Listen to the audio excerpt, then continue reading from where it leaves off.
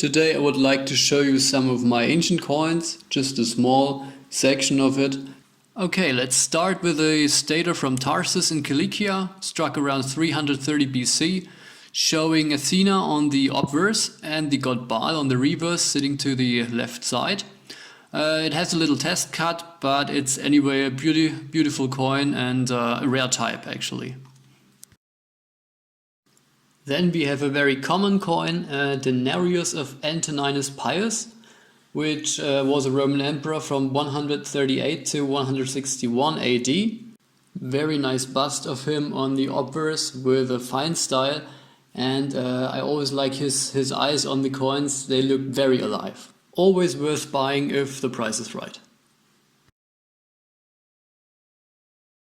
Alright, the next coin is another very impressive stater of ancient Greece.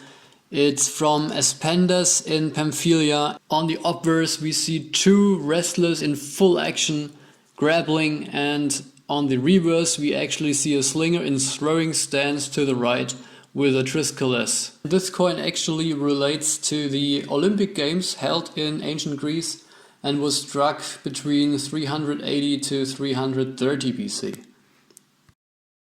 Now here is the most iconic ancient Greek coin, the Athenian owl tetradrachma, showing the city goddess Athena on the obverse and the Athenian owl on the reverse. It's sort of the dollar of the ancient Greek world, and even collectors who don't collect Greek coins know this coin because it's so famous. An ancient Greek coin type I also really like collecting are the status of Boeotia tapes, with the typical shield on the obverse and amphoras on the reverse. This one is an earlier issue on the reverse with a little grape branch left, all within the incus square, and this is a very rare type with only a few examples known actually. Really nice one. Here is another example from the Magistrat Vast. Let's move on to ancient Rome with the denarius of Maximinus Thrax, ruled from 235 to 238. Very lovely portrait of the emperor, and on the reverse we see Celes seated on the throne feeding a serpent rising. Very interesting. We continue with serpents, going back to ancient Greece for a Christophoric tetradrachm of Pergamon, very mystical coin. On the reverse we see the two snakes wriggling, and on the obverse there is the Kista Mystica, which gave the coin its name, where a snake comes out actually. Though this is a very common coin, you don't see it very often in good condition. Mostly one of both sides is off-center, so this is definitely one of the better ones. Let's move on to another beautiful denarius.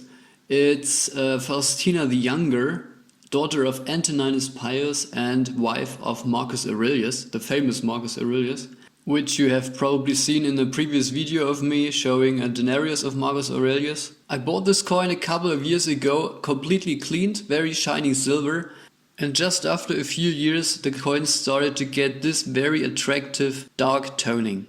And on the obverse you see this very lovely bust of Faustina.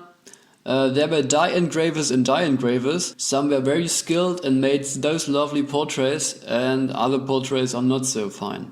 And I would always recommend you look out for a fine style, for good quality. If you can afford it, go for a good, very fine at least. You have so much more fun in the long run with these coins than buying poor quality for low price. Now just for comparison, a recently cleaned denarius of Emperor Trajan. It just looks like it was struck a few months ago.